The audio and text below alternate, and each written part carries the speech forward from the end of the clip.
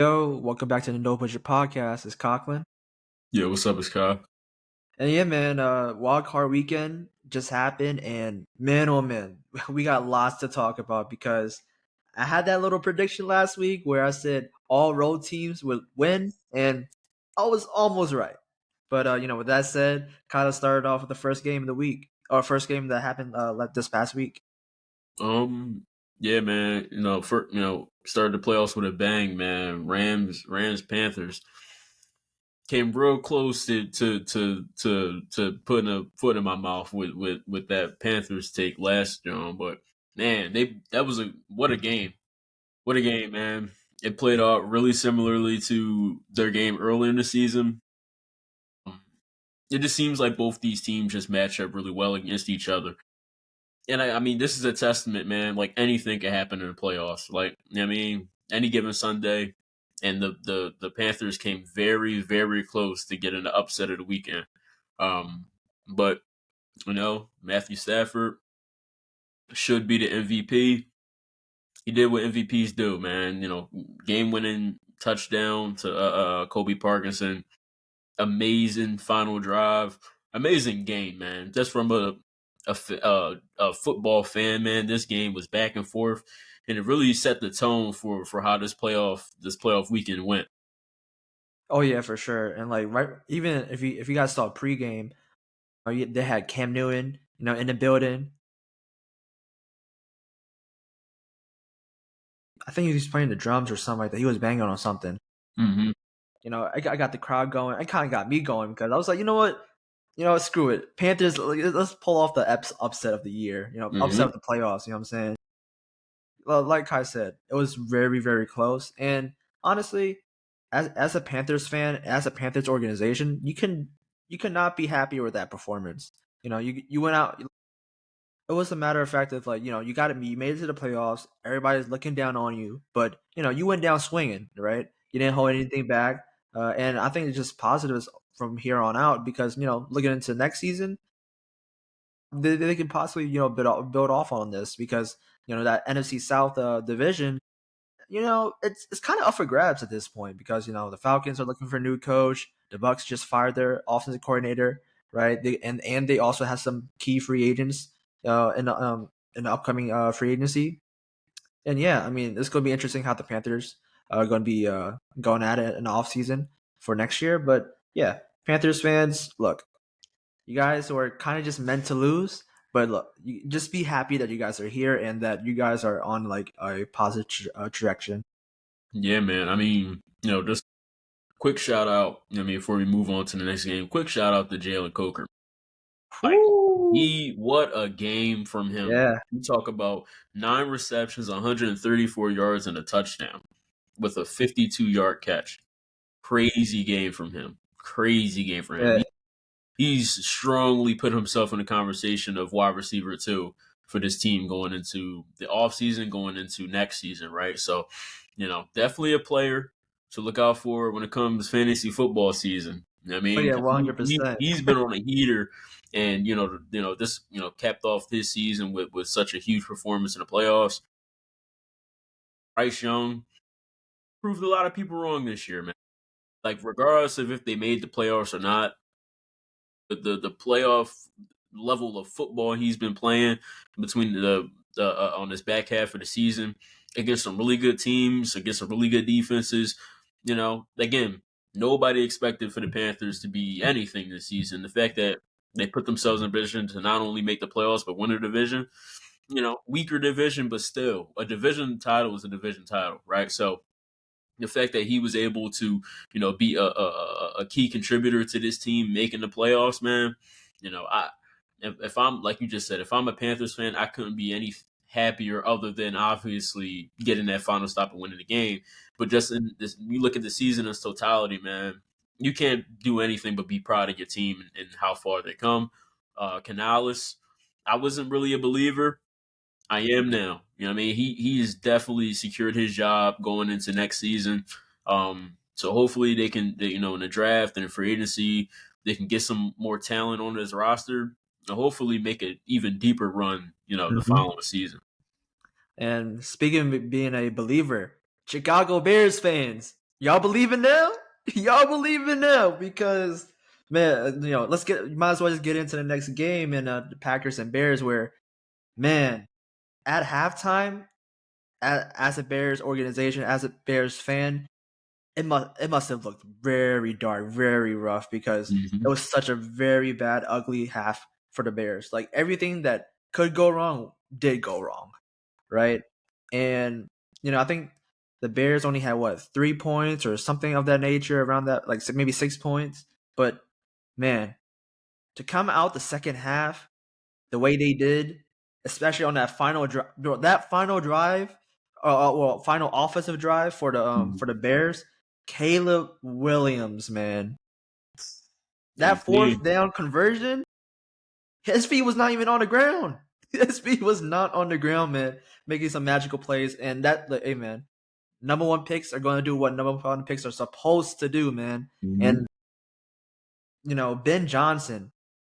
Look at the things that he's been turning around this whole organization, giving the whole city of Chicago life, belief, believing again and everything, right? And right now, they have a golden opportunity. And I know we're not going to talk about too much about next week, but it's going to be a cold game. And, it could favor the Bears because they have a very strong running game. Let's not forget about that with DeAndre Swift and Kyle Monangai. And yeah, Bears fans, it's time to start believing because they could go on a run, man. Yeah, yeah. I mean, you talk about three points at halftime, 6 points going into the fourth quarter. Down 18. Who better to call than 18 himself? You know what I'm saying? 5 points scored in the fourth quarter. That just doesn't happen. That does not happen, especially in the playoffs. Unbelievable, man. Your biggest deficit too, But headed yeah, in the you know fourth. what I Yeah. mean? Like, and from a Bears fan perspective, what better team for this to be against than the Green Bay Packers, the boogeyman of the Bears' existence, But it seems like ever since Aaron Rodgers left and now they got Ben Johnson, like man, the tides could be turning, right? Three matchups this season, won two of them, one being the biggest one in the playoffs, knocking out a rival out of the playoffs, sending them home. Man, like I just said, building off of that first game with the Rams and Panthers, I didn't think that we can get an even better game. But if this is not better, it's on the same level, man. You talk about a crazy comeback, some crazy memorable plays, some legacy building plays. You talk about Oh yeah, 100 you know percent. the city of Chicago. Like if I'm a fan, this is a game you'll never forget. I mean, you'll remember where you were at when the Bears came back and beat the Packers, man. So far, two games I predicted correctly. I predicted the Rams would win. I did predict the Bears would win. And man, when they were down 18, man, I was like, shit. I might have put my money on the wrong horse, but when I saw they came back, I'm like, what the fuck? I had to tune in. I had to tune in. I'm like, this is crazy, man. Like, and it's so unfortunate. I mean, a lot of things are gonna get lost in the sauce when it comes, when it's written all in history. But man, just from the Packers' perspective, what a gut wrenching loss, man. They had so many opportunities to put this game away, and it's just the football guys were just not having it. You know what I mean? In terms of fumbles, in terms of drops, like it just seemed like nothing was going their way. In the second half of this game, you know, Matt Lafleur, we talked about it earlier. Thought he was going to get fired, right? So we thought after this game, man, you blew an 18-point lead. He's getting fired. They're actually talking about a contract extension with him, right? Yeah, So, you know, he looks like he's gonna have his job going into next season. I don't know how Packers fans feel about that, but man, just for the sake of football, I just want to see this team healthy, right? Like they lost a lot of players going into this game and really throughout the season. So hopefully they can get back healthy and make another run at it. But you know, let's let's keep it going, man. Man, this weekend was crazy. fireworks. Yeah, and moving on to the next game, moving on to Sunday. First game we got had Bills versus Jaguars, which was another close game, another very good game where Josh Allen, wielding his team to another win. Is it really surprising at this point? I'm not surprised. Like if you're surprised at this point, what are you doing? You're not watching. You're not watching ball. You know what I'm saying? But from the Bills standpoint, you know, the way they have to score, is it the best looking? No. But look, with given the roster they given the roster they have this season, it's just going to be one of those times and years where they got to like, you dig it out. They gotta like find a way. I've said it this whole playoff so far. You have to find a way, right? It doesn't matter how you get it done, but get the job done, right? Because this playoffs, if you're talking about the player or team or whatever, whoever has the most pressure on them, it's got to be Josh Allen.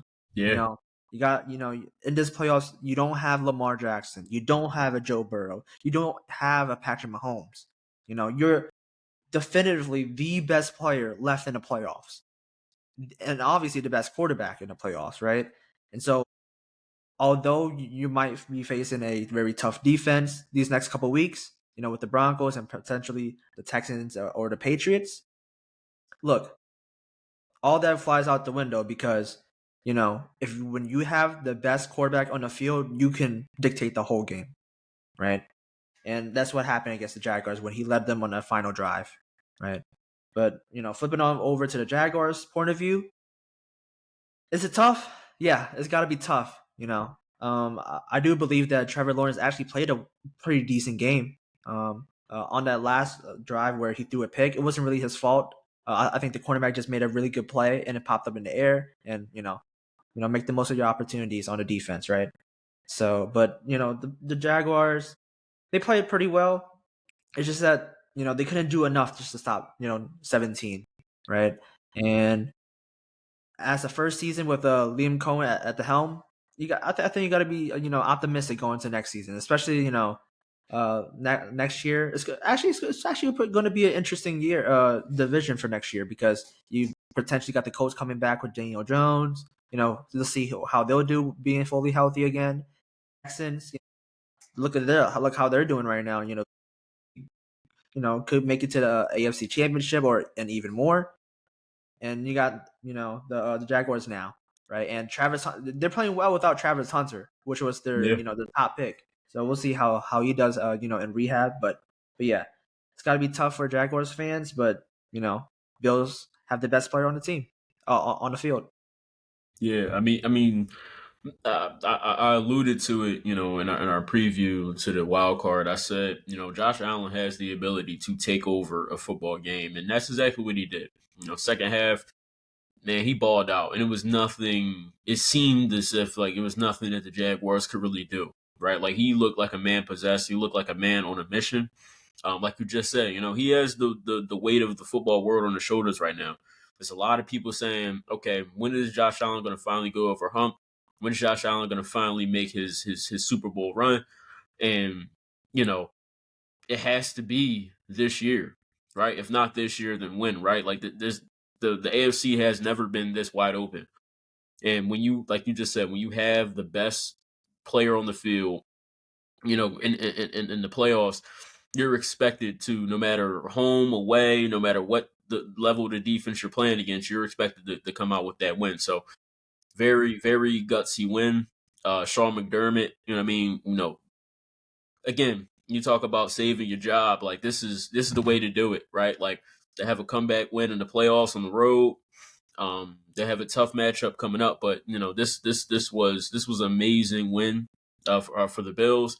And just like we were talking about the Panthers, an amazing season for the Jaguars. I know there's been a lot of discourse online with that reporter that gave positivity to Liam Cohen at the press conference.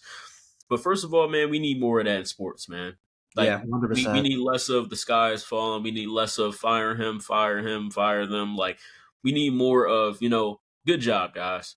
You know what I mean? Like nobody expected these guys to make the playoffs, win the division, or win 13 games, beating some really good ball clubs in the process, right? Like this was not, fluff schedule. They just snuck into the playoffs. Now they really went to some really good places and won.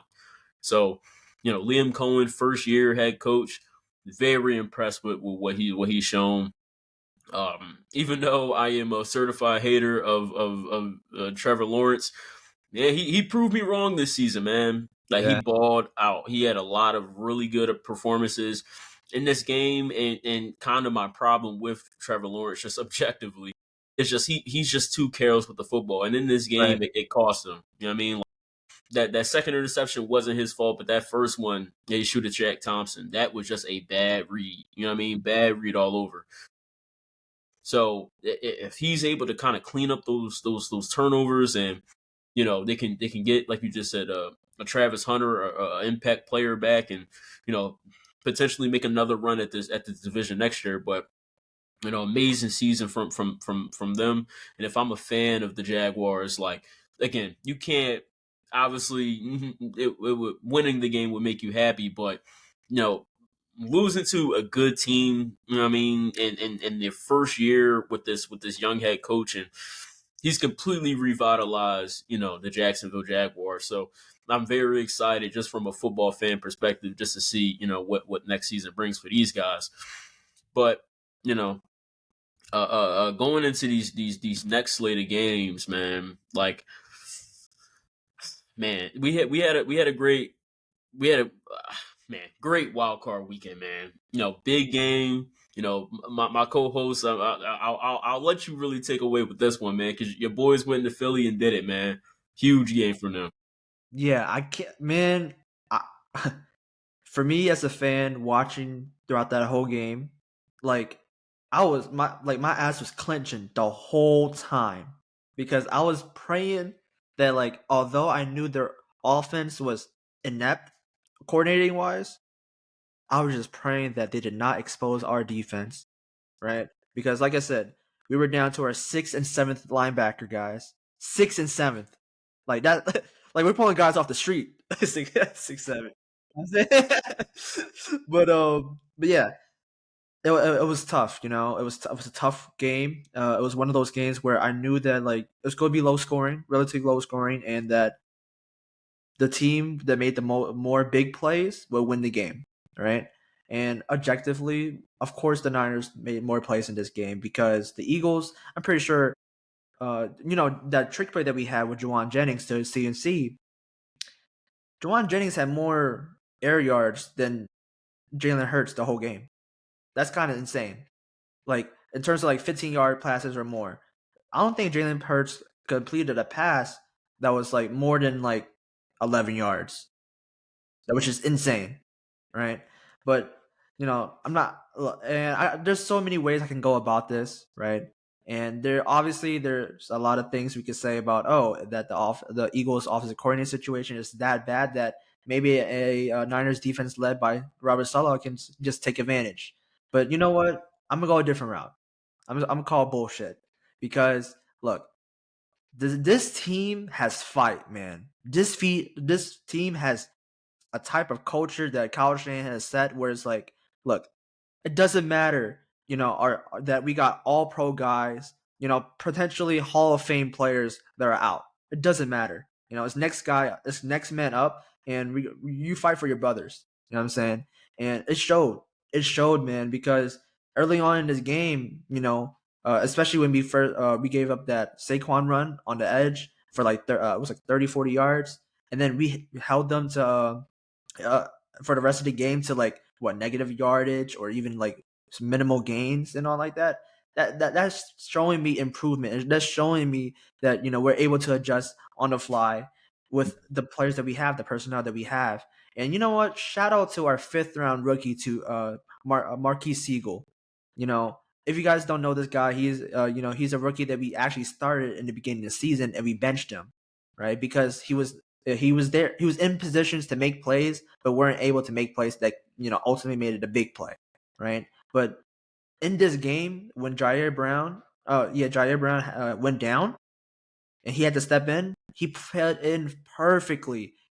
His first big tackle of the game was on Devontae Smith in wide open space, right?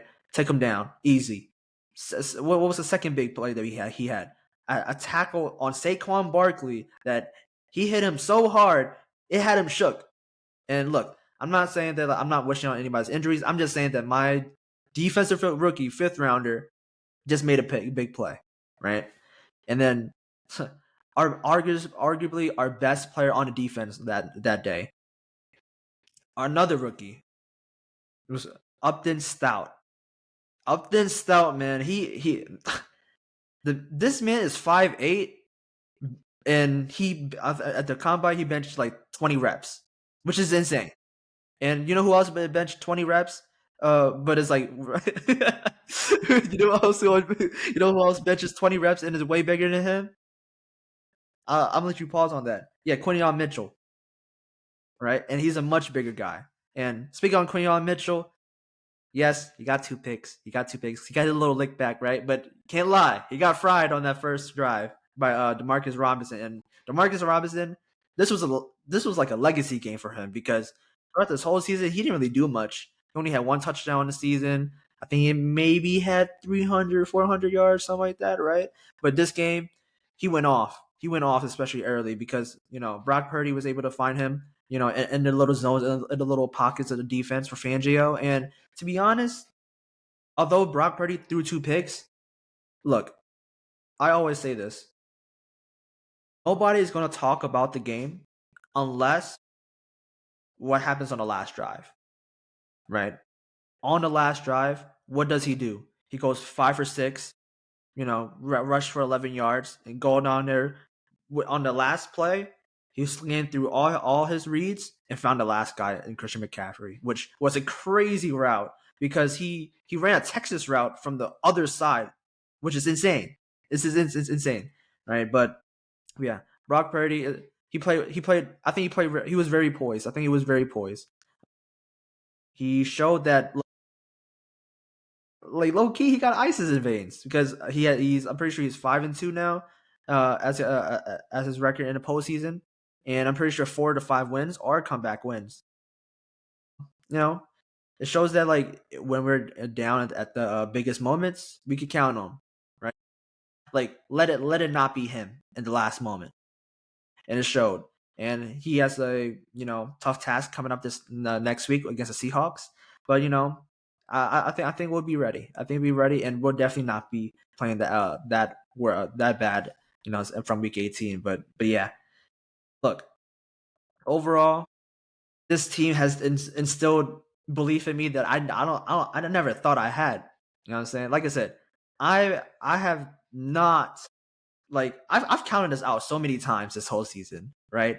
And you know they've done things that I just couldn't imagine. Like, if we had the same team from last year, our last year's team cannot do what we're doing right now, right? Mm. Like, and I'll tell you that straight up. But for some reason, this team, man, like, I don't want to say it's too early or anything because, like, you still got a big game coming up this Saturday. But man, if we were able to get a win this Saturday, it's time to start believing, man. It's time to start believing because I feel like this team could be a team of destiny. It's definitely a Cinderella story with whatever is going on. But you know, for that whole coaching performance on Saturday, I think it just on Sunday, it just proved that, look, it doesn't matter about how much talent you got. Coaching matters, man, and that was a coaching masterclass from both Kyle Shanahan and Robert Salah, man. And shout out to Robert Salah, who's like, he has a lot of coaching interviews coming up, and although we have a big game this Saturday, he told all the teams that he's going to be potentially interviewing with that, nah, I'm not going to be focused on you guys. Instead of doing it midweek, I'll do it the day after. You know what I'm saying? And much respect to this Robert Sala, because I know that a lot of other coordinators or available head coaches that are still in the playoffs right now, they would take interviews midweek and it could probably distract them, right? But shout out to Robert Salah to push that aside for a little bit because we got a big game on this Saturday. But yeah, it was a really good win for the Niners. And for the Eagles standpoint, just real quick before I hand it off to Kai, it's time for change. Let's just say that it's time for change, and it's time to start looking in the mirror because and who knows?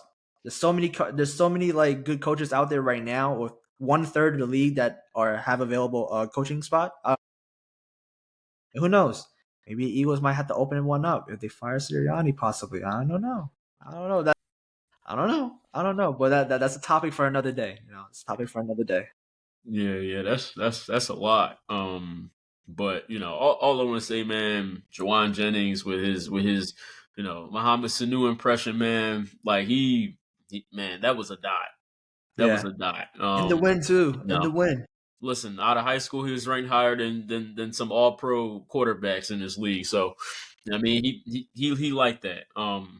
But like I said, real gutsy win. A tough environment to play in. You guys were able to come back home, with a dub. So, you know, really, really good game. Again, keeping that trend going of some really good games, in this playoffs. And it's unfortunate that after such a run of really good games, we get to the worst fucking game of the playoffs, which luckily for me, my team was involved in. Listen, I'll save a lot of my thoughts for a future video, but all I want to say is, hats off to the Patriots. They were the better team. And when plays needed to be made, they made those plays. Really well coached. They that defense is real. And when you talk about, changes coming, from the Chargers perspective, it has to come. Changes have to come. These last 2 years have been a revelation just in this, totality. But both losses show clear signs that this team is just not ready to compete at the highest level when it comes to playoff time. So hopefully, the ownership and the front office they see these things and they make these changes, because I don't think we're many pieces away, but we definitely have some more building to do. We got to go back to the drawing board. So, unfortunate to lose the way that we did. I know there's going to be a lot of discourse and there's going to be a lot of noise in the off season. It's already started. But one thing I do want to say when it comes to this team is, listen, man, I'm proud of this team, right? Like, I may be frustrated, I may yell and scream and throw things, but at the end of the day, very similar to a lot of these other teams, like nobody expected for this turnaround to happen so fast.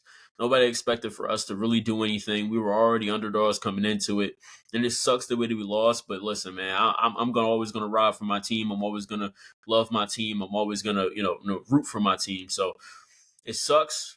It hurts, but I am fully confident in the fact that we will be back and we will be better. Yeah, 100%. And like with the Chargers and the Patriots game, I think overall it was for the most part I feel like it was a pretty ugly game, especially like two defenses really going at it, right? And honestly, what was the key? The other key thing about the playoffs is that like, look, you got to take advantage of key moments, and especially when when you turn over the ball, when you're getting the ball back to the other's offense, right? Can you do something with it? Like it doesn't. And look, points are points. You know, 3 is 3, 6 is 6, and it doesn't matter. You get points whenever you can take them, right? And so it was the Patriots that ultimately made most of the opportunities. And yeah, if you're a Patriots fan, you must be, over the moon right now because you might be thinking Drake might be the next Tom Brady or something. But that's obviously too early for that. But for Chargers fans, look, man, look, Chargers, they fought through injuries. Who would have thought that Jim Harbaugh stepping into this situation 2 years ago that they would turn around and be like, okay, back to back playoff seasons, and midway or like the first few games of the season, they were looking like one of the top seeds, one of the, leading the division, maybe running away with it, right? But it's one of those things where like over a tail of the season, the coaching does matter, and I think the defensive wise, you guys are perfectly fine. You guys are perfectly sound, right? And hopefully Jesse Minter stays because it's looking like he has a lot of coaching a lot of coaching interviews at other organizations. But man, the offense, like you said, it's got to change.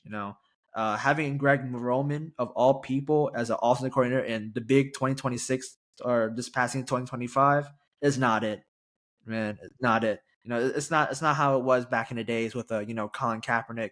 When he was with the Niners and everything, right? Where the league wasn't really used to this type of offense, right? But the league has adjusted, right? And it's one of those things where you got to find a guy where he's with the time, if you Hmm. want to say, right? Or not even with the times, just competence, right? Yeah. Because honestly, it's with Justin Herbert, he just needs stability somewhere in the offensive coordinator situation, because the amount of offensive coordinators that he has run through is just mind boggling, right? Mhm. And to top of that, with the injuries and everything to this O line, being sacked a lot, playing through injuries, right? Yeah. And literally this whole game, there was one point I think he probably ended the game as the leading rusher for the Chargers, if I'm not Something wrong like with that. that. It wouldn't surprise But me. That's happened a lot of times this season. yeah, Yeah, yeah. 57 rushing yards. Next closest had 31. Yeah, and look, if Kai and I, we both know that there's going to be a lot of things being talked about over the offseason for sure, as as they will. But look, if you were to tell me that Justin Herbert didn't put his whole body, his whole career on the line for this game, I call bullshit, because that man was actually trying. He was one of the only guys trying. You know what I'm saying? Hmm. Even they were down, 16-3 at a point, right? He was, trying to make plays with his legs. Every time he got stopped or he got tackled or whatever, he got back up and he ran straight to the line and just Hmm. like, look, let's do it. Let's get something rolling. It's one of those things where it's not his year. And the question would be, when will it be his year to win a playoff game? But that's for the future to decide. That's honestly for the organization to decide, because it's a big offseason for them to turn things around. It's because right now the landscape, the way it could be next year, it's honestly a mystery at this point, because what this season has shown is that anything can happen. A lot of teams can go from worst to first. A lot of teams from first can go to worst. And so, yeah, it's going to be a very interesting offseason for the Chargers. Yeah, man. And then just capping off with this last game, Texans Steelers. I mean, probably objectively, this was probably the worst game. Really wasn't close. And man, that Texans defense, you talk about two defensive touchdowns in the playoffs. Like, that doesn't happen too often, right? Like, it's such a luxury to be able to sit back and like my defense outscored their entire team. You know what I mean? Like, one of those defensive touchdowns was more than the Steelers scored in this game. So, hats off to that defense. I know, a lot has been said about, who is the best corner in the league. My opinion, my money, Derek Stingley. Derek Stingley. Coming out of the draft, I had him as the best DB in that class, and it was a pretty stacked DB class. You know what I mean? Talking about Sauce, you're talking about Kyle Hamilton. There was a lot of guys that came out of that draft that were, that were studs. But me, I said far and away, man.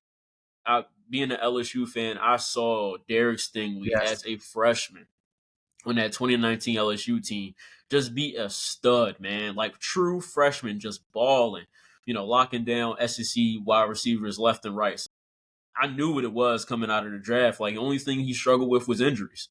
If he's able to stay healthy on that field, there's not many guys in this league that I feel as though are even on his level, let alone better than him.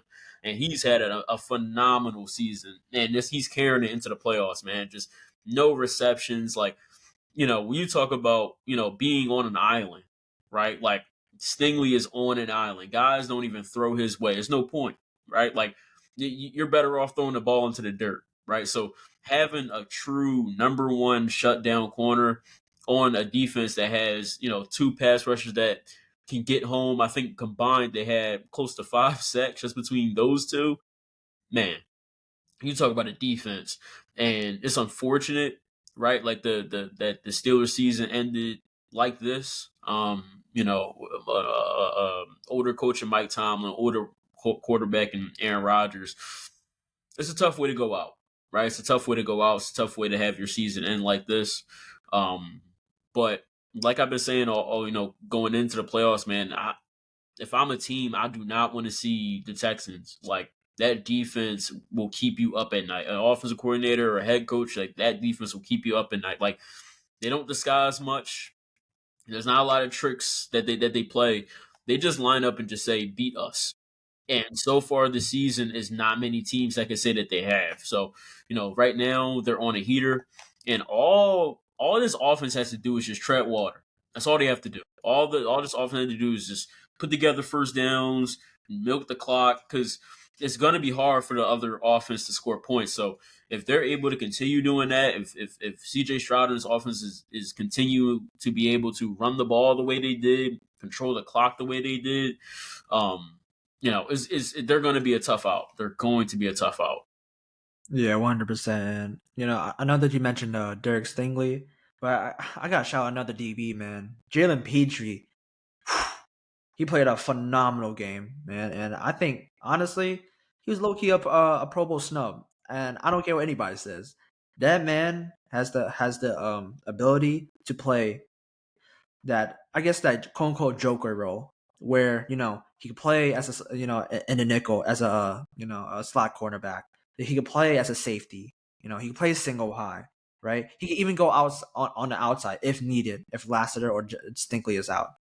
But man, the way D'Amico Ryans is able to use him all over the field, him making plays, sticky in coverage, it's just unbelievable with the amount of talent this Texans defense has accumulated. And I think I said this since last year, where when they made that big trade for Danielle Hunter, that was big time, man. That was big time because their pass rush is already coming along, but to get a guy, a veteran, a guy that was like I'm pretty sure like up there with among the sack leaders at the Mhm. time, right? To get a guy like that into the building to help a guy like Will Anderson, what I'm saying, and everybody else on the D line. Look how it's like you're reaping the benefits at this point, right? Because when you are paying Danielle Hunter a lot of money, but look, you're grooming the next guy. You're Mhm. grooming your top pick in Will Anderson, where he's eventually going to take over that mantle. If not, he's already taken over the mantle, right? And so yeah, this Texas defense is something where it's like, look, we lean on it, and CJ Stroud, don't fuck it up. Yeah. Literally, don't fuck it up because when you got a defense that can score points as well, I'll tell you, man, you just played a field position game at that point, right? And so, yeah, we're looking at the Steelers. Like you said, it's just rough. Aaron Rodgers, he's very old now. Who knows if he'll return next season or if he'll be on any NFL team next season or just retire. I think Mhm. personally he should just go out right on the sunset and call it his career because it's one thing as fans where we like some fans they like to be living in the present memory where the last thing they remember about you is what they'll think about you, right? Aaron Rodgers is one of those players where 100% he's going to be a first ballot Hall of Famer. No doubt. In my opinion, he's a top 5 quarterback of all time, right? Easy. I don't I wouldn't like to see fans, turning on him while, he's done so much to offer for us as football fans. You know what I'm saying? And it's just sickening at this point, where Aaron Rodgers he'll not talk with the team and just like play around with this his decision and he'll join last minute, and yeah, I just think he just like I said he just riding off to the sunset, and with Mike Tomlin, if you guys haven't heard already, he's stepped down, and it's going to be very interesting how the Steelers move on because I believe my time's been there for 19 years or so, something like Something that, like that. right?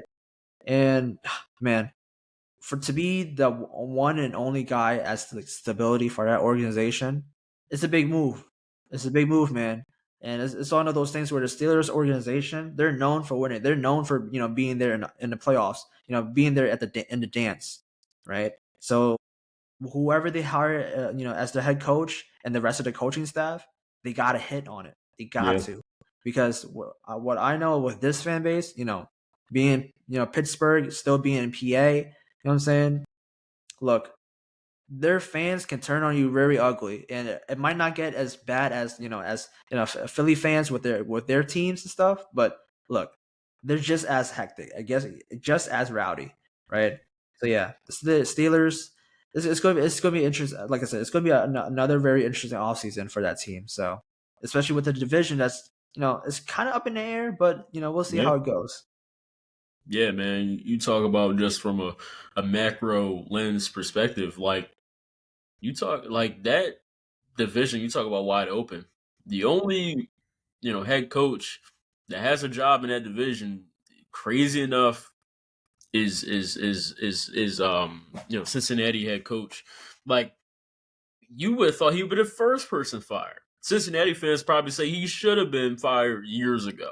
I'll tell you this right now, though. Just like sorry to cut you off, but I'll say this right now, though. The best coach in that division right now is not Zach Taylor.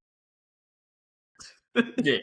Like like, it's crazy. like, It's come on crazy. now. Like if I'm a Cincinnati fan, man, I am upset the fact that he is not fired, the fact that he still has a job because essentially you're setting yourself back. Like all these other three organizations are out looking for better. You're kind of stuck with the last chick at the dance. So it's like it's unfortunate, but you talk about like you said, this offseason is going to be very interesting. Like you said, one third of the league searching for a head coach. A lot of desirable jobs out there. A lot of impact that a lot of different coaches can move around and shake up the league. So it'll be interesting heading into the off season and as the off season progresses, how all that plays out, man. But you know, exciting wild card weekend, one of the best that we've seen, in the 2020s, in my opinion. Oh yeah, You one hundred know, percent. but again, how do you feel about our predictions? How did your predictions go? Did your team win? Did your team lose? Let us know down in the comment section below. Make sure you guys like, comment, share, and subscribe. We appreciate all the love and support you guys have been showing us. And with that being said, it's No Bullshit Podcast, man. We'll catch you on the next one. Peace.